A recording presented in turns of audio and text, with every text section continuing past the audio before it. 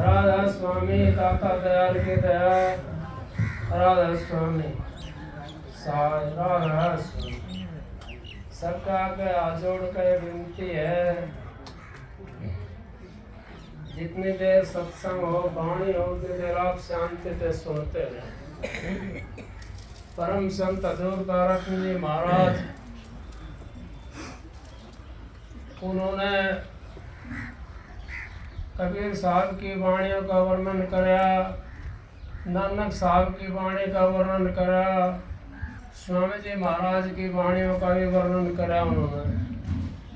उन्होंने कोई ऐसा संत नहीं है जिसकी वाणी नहीं खोली हो, क्योंकि संत महात्मा इस संसार में आते हैं तो वो अपने लिए नहीं आते, वो हमारे लिए आते हैं और हमारे को वो ज्ञान की शिक्षा दे देते हैं जिससे जीव इस संसार से और अपने धाम में चला जाता है। धाम में वो धाम वाली शिक्षा हमारे को मिल जाती है तो हम भी तिर जाते हैं और अपने परिवार को भी तिराते हैं। कैसे तिराते हैं? कबीर साहब की वाणी है, अब हो कोई तारण हार 101 पीढ़ी तार है मारी है। एक घर के अंदर अगर कोई सपूत पैदा हो जाता है तो वहाँ लालों की बौछार होने लग जाती है, और एक कमूत पैदा हो जाता है घर के अंदर तो वहाँ धन की भी हानि होती है और परिवार का भी कलंक लग जाता है। कलंक स्याही से भी काला होता है, जिसका वो कलंक लग जाता है वो जन्मों जन्मांतरों तक नहीं छूट सकता। क्यों नहीं छूट सकता? अब वो कलंक कितना काला होता है, आपने देखा होगा, सुना भी होगा। एक अपना ये था बकरे काटता सदन कसाई, आज भी उसको एक कलंक लगा हुआ है, आपने सुना है। अब कौन सा कलंक? अब वो बकरे काटता था, लेकिन सदन कसाई भी बदल गया, उसने वो बकरे काटने भी छोड़ दिए। किसकी शरण में जाकर बदला? वो शिक्षा की शरण में जाकर, ज्ञान की शरण में जाकर के बदला। उसको वो शरण अगर नहीं मिलती, संत महात्माओं की शिक्षा नहीं मिलती उसको, तो बदल नहीं सकता था। और नियम में जो इंसान चलता है वो अपना काम कर लेता है, जो नियम से तोड़ देता है नियम को, वो फिर ना तो इधर का रहता है ना उधर का रहता है। क्योंकि नियम टूट जाता जीव का तो किधर का भी नहीं रहता। वो हमारे को जो गुरु ने नियम दे रखा है, जो सत्संग की जो घड़ी होती है, शब्द की जो घड़ी होती है, ध्यान भजन की जो घड़ी होती है, उसके अंदर अगर हम बैठ जाते हैं गुरु के बताए मुताबिक तो हमारा सवाया हो जाता है। अगर गुरु की बताए हुए मुताबिक हम बैठते नहीं हैं तो कहिए कबीर साहब ने, चातुर माल चौगुनो कीनो, मूर्ख मूल गंवायो, पायो जी मना नाम रतन धन पायो। अब चातुर माल को अपने को चौगुना करके ले जाता है, और मूर्ख कौन होता है? जिसने गुरु से नाम मिल गया और उसने नाम की कमाई नहीं करी, और वो तो यूं ही रहा कि भाई मेरा तो शरीर भी ऐसा रहेगा और मैं तो सदा जवान रहूंगा और सदा मेरे पास में धन की बौछार लगी रहेगी। ये नहीं सोचा कभी अगर भाई एक एक पल, एक एक सांस हमारा घटने लग रहा है, वो सांस जो घट रहा है हमारा, उसकी कीमत कौन चुका सकता है? उसकी कीमत कोई नहीं चुका सकता। क्यों? कबीर साहब ने कही है, कहता हूँ कह जाता हूँ काई बजाऊं ढोल, श्वासा खाली जात है 3 लोक का मोल। एक श्वास की कीमत हमारे 3 लोक के मोल के बराबर है। 21,626 सांस आते हैं 24 घंटे के अंदर। अगर हमारा एक भी श्वास उस मालिक के नाम के बिगड़ जाता है तो यूं समझो हमारा 3 लोग का मोल चला गया। हम क्या कमाई करेंगे? हम तो ज्यादा करेंगे, खूब कमाएंगे तो 50,000 रुपए रोज कमा लेंगे, 50 लाख रोज कमा लेंगे, 50 करोड़ रोज कमा लेंगे। लेकिन हमारे साथ नहीं जाना वो। साथ हमारे क्या जाता है? जो आपने बैठ करके भजन करा है वो आपको काम आएगा लास्ट के अंदर। कब आएगा? जब हम उस चारपाई पे पड़ जाएंगे और चारपाई पे बैठ जाएंगे तो वो काम आएगा अपने। कैसे काम आएगा? अब उसके सहारे से हम लगे रहेंगे, वो सहारा मिल जाता हमारे को। वो नाम का जिसने सहारा ले लिया, कबीर साहब कहते हैं नाम लिया जिसने सब किया।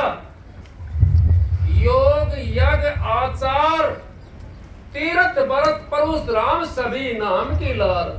अब कितने तीर्थ करो, कितने भी व्रत करो, नाम से कोई भी ऊपर नहीं है। कहिए कबीर साहब कहते हैं अग भाई ये नाम जो है ना ये तो उस परमात्मा से मिलाता है। नाम उस नामी से मिलाता है, उस अनामी से मिलाता है, उस राधा स्वामी धाम में ले जाकर छोड़ता है। और जो और चीज हमारी बाहर की जो चीजें हमारे कहाँ ले जाते हैं? हमारे को नरक का दरवाजा दिखाते हैं दोबारा से। कहिए कामित रहे, क्रोधित रहे, पापित रहे, अनंत आण उपासत्य नहीं, नाम रटन। हमने नाम ले लिया और नाम का कैसे रट्टा मार रहे हैं? हम तो बाहर कर रहे हैं राधा स्वामी राधा स्वामी, अंदर तो कहा नहीं हमने उसको, अंदर में तो उसको दाया नहीं। फिर कैसे पहुंचेंगे उस घर में? रुक गए कंठ दसू दरवाजे, मच गई ग्यारी रे, मनवा ना बिचारी रे, मनवा ना बिचारी रे।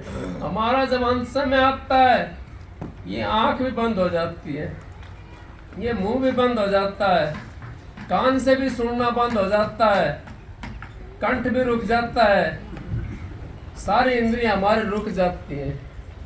फिर कौन सी चीज से सुनेंगे? माला फेरू ना हर बजू, मुख से कहूं ना राम। मैं माला फेरने वाले के लिए भी कह रहा हूं ये बात।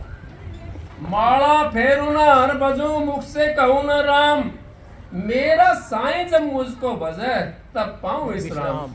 जब हमारी वो चीज आज की कमाई हुई उस टाइम पर काम आएगी। जब हमारा 10 दरवाजा बंद हो जाएंगे तो फिर अंतर माला फेरू ना हर बजू, मुख से कहूं ना राम। मेरा साईं मुझको भजे तब पाऊं विश्राम। अब वो फिर जरम लग जाएगी। फिर आपका रास्ता जो आपने रोज तय कराया है बैठ करके, उस रास्ते पे आपकी सूरत चली जाएगी और गुरु मिल जाएगा आगे खड़ा। गुरु अपने धाम में ले जाकर चला छोड़ देगा जीव को। अब उस धाम से जिस धाम से जीवात्मा आई थी उसी के अंदर लेकर के चला जाएगा। अब इसके अंदर एक बात और होती है, हम नाम ले लेते हैं, नाम की कमाई नहीं करते। नाम की कमाई नहीं करते, नाम तो सबने ले रखा है और सारे लेते हैं। क्यों? नाम की कमाई जब तक हम नहीं करेंगे। कबीर साहब कहते हैं अगर भाई इसी जन्म के अंदर एक जन्म गुरु भक्ति, जन्म दूसरे नाम, तीसरे में मुक्ति पद, चौथे में निजधाम। चारों जन्म कबीर साहब ने इसी के अंदर बता दिए। एक जन्म गुरु भक्ति कौन सी?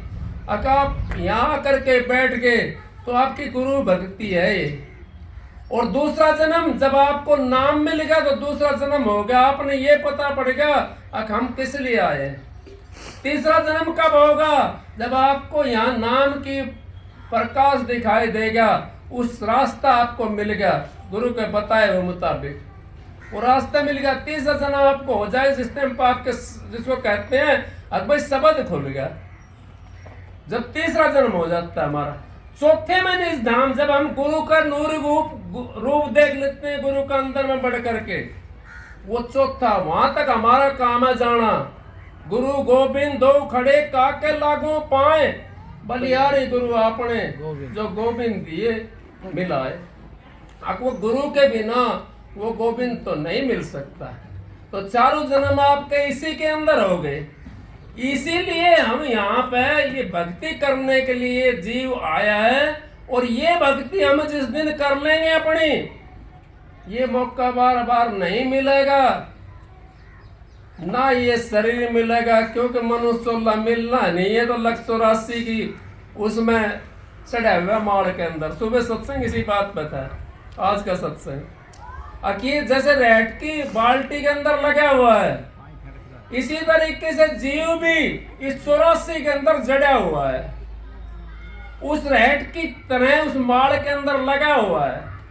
कौन काटता है इसको, जीव को बाहर? इस जीव को गुरु काटता, उस माड़ से तोड़ के निकाल लेता है बाहर और इसको अलग ले जाकर कर लेता, अलग कर देता उस माड़ से। और ये कहता है ये नाम ये असली चीज तू ये ले ले और इसका नाम तू ये रट और इस तरीके से साधन कर, और इस तरीके से साधन करके बाहर जो देखते हैं ना वो देखना नहीं है, वो तो हमारा बनाया हुआ है।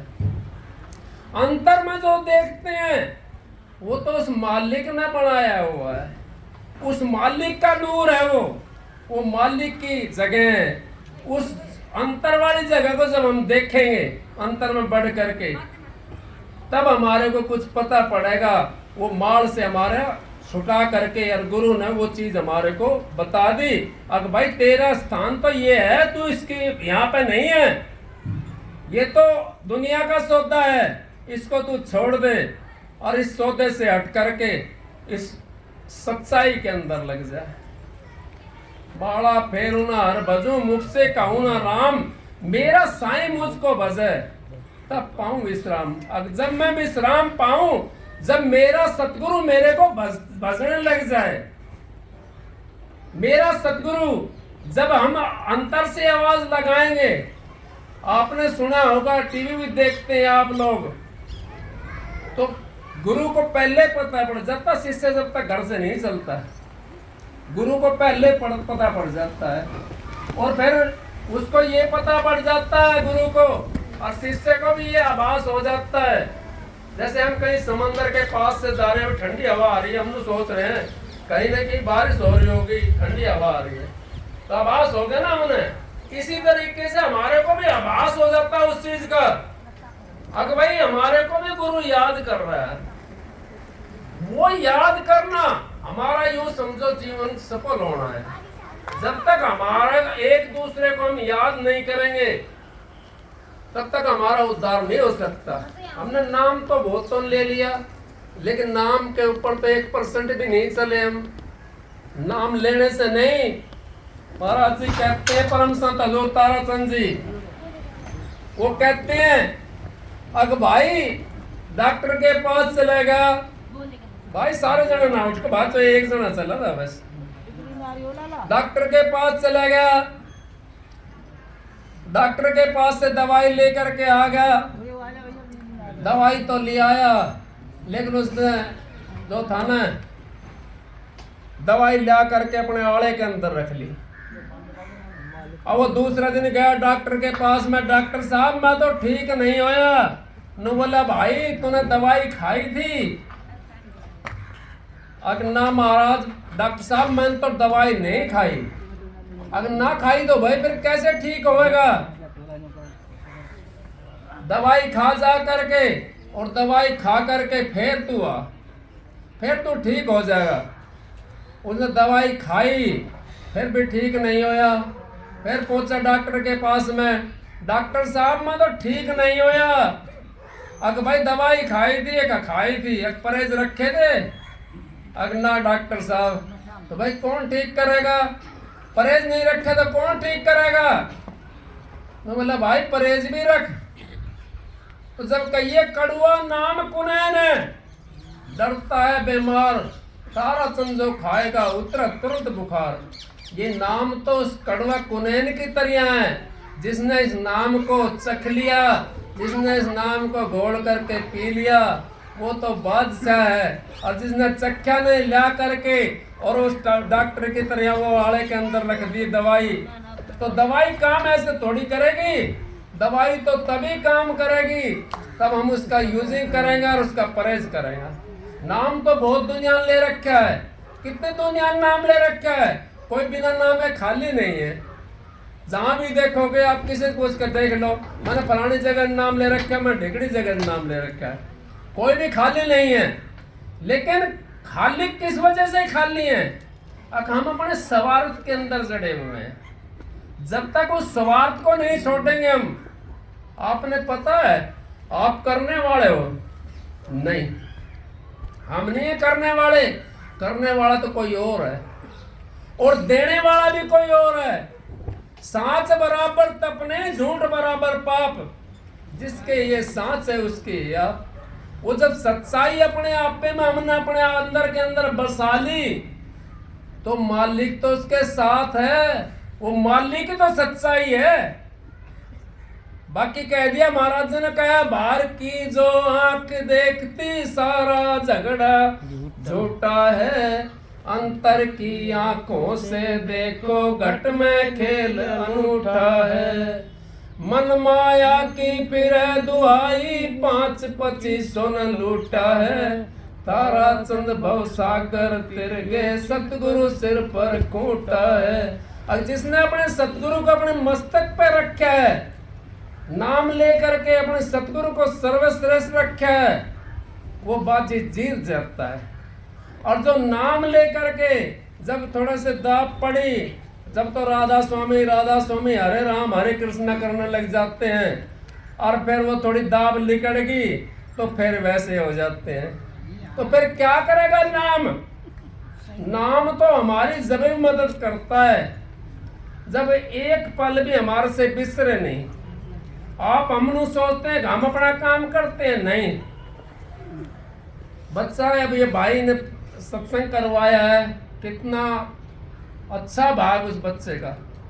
उसकी वजह से 100, 200, 500, 1000 आदमी का मुंह मीठा हो गया। उसकी वजह से हमारा आपका ये सत्संग का वो होया और परमात्मा की चर्चा हुई। वो तो इतना भाग्य है, वो पहले सिर्फ यहाँ भी खेलने में नहीं लगा, आकर के इसमें आंगन के अंदर डोलने में लगा, उससे पहले इतना काम कर दिया उसने। किसकी कौन सी आत्मा है वो करने वाली? आपने कभी अंदाजा लगाया? नहीं लगाया कभी अंदाजा। वो दिव्य आत्मा होती है जो आने से पहले इतना श्रृंगार कर लिया उसने। और फिर देखो सबसे मोटी बात क्या है, हम तो नहीं सोचते भाई हम खवाते हैं एक दूसरे को, नहीं। वो पैदा होया नहीं, उसकी माँ के दूध में दूध आ जाता है, रिश्तेदार उसके कपड़े खरीद के रखने लग जाते हैं, चाहे लड़की हो चाहे लड़का हो। और यारे प्यारे उसके लिए कितना सामान, उसकी माँ के लिए भी सामान ले आते हैं, गूंद गोला और भाई घी घा सारी चीज लाकर उसकी माँ के लिए रख देते हैं। क्या कौन करता है उसको? वो सतगुरु करता है, वो मालिक करता है। हम तो यूं सोचते हैं हमारा काम है, कौन सा? जो जिसने धंधा मिला हुआ, जिसने जो काम मिला हुआ है उसने जरूर करना चाहिए। देना तो मालिक के हाथ में है, आपके हाथ में कुछ भी नहीं है। लेकिन अपना आपका विश्वास होगा तो आपकी जो भावना होगी उससे आपका काम बढ़ जाएगा। जब तक आपका विश्वास नहीं है, आपकी भावना नहीं है, वो काम नहीं बढ़ सकता। ये पिछले साल की बात है, इन्हीं का वो कच्चा गेहूं काट दिया था इन्होंने। वो कच्चा काट दिया, वहाँ मंडी में ले गए, मेरे पास फोन गया, इस तरह बात है, कच्चा काट दे गेहूं कच्चा काट दे, कोई बात ना भाई, ले जाओ मंडी के अंदर देख लो। ये न बोले बच्चों के पापा जी, जिस भाव में बिके ना उस भाव में बेच करके आना है, जिस भाव में बिका उसी भाव में बेच के आना है। और वो जिनके सूखे गेहूं थे, पके हुए थे, उससे भी 10, 20, 50 रुपए फालतू बिके। कौन था बेचने वाला? उनका विश्वास था बेचने वाला, और उन्होंने भरोसा रखा उस मालिक के ऊपर, वो काम कर गया। मेरे को एक मिसाल याद आ गई, जब ये ताजमहल बन रहा था आगरा का मेरे ख्याल से, तो ताजमहल बन रहा था उस टाइम में, यहाँ गुरु गोविंद सिंह जी वहाँ पे पंजाब के अंदर, और पता नहीं दूसरा था कौन सा था, 10 गुरु है पंजाब के अंदर। तो वहाँ पे भट्टा लगवा दिया, भट्टा लगा दिया एक भगत ने, ईंटों का भट्टा।